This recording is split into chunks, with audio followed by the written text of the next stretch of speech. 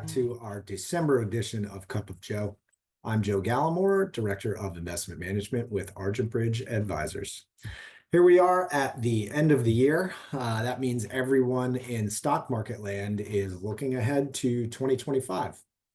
And every December, the data and research company FactSet aggregates the predictions of Wall Street analysts of where they think the S&P 500 index is going to end up at the end of next year. And their article for the predictions of 2025 just came out, and it cited a couple interesting statistics that I'm going to share with you.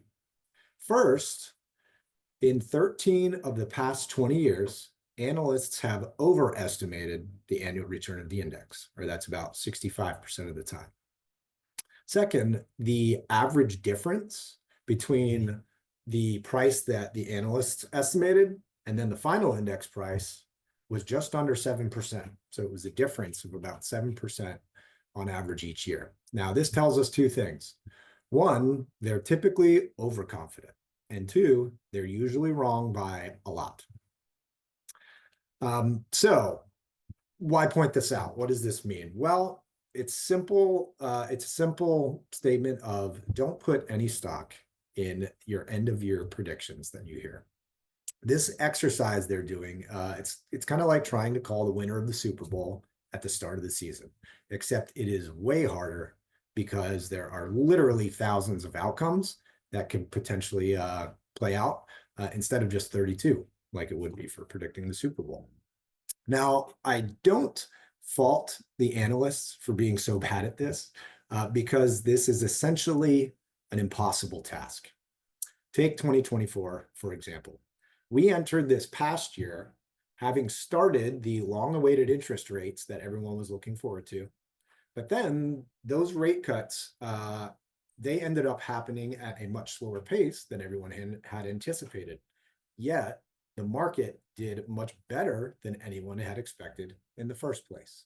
So they got it wrong on the assumption and the result, and the market did what it did, does what it does.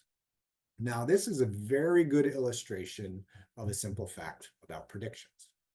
And that is that even well-educated guesses of what the market is going to do in a short, discrete time frame, those are based on unknowable assumptions. Things like inflation, interest rates, consumer behavior, not to mention unexpected external events that always happen. These are things such as geopolitical conflict and global conflict and geopolitical events, pandemics, and even breakthrough technology like we saw with AI this past year. So what do we make of market predictions? Well, personally, I take them for entertainment value only.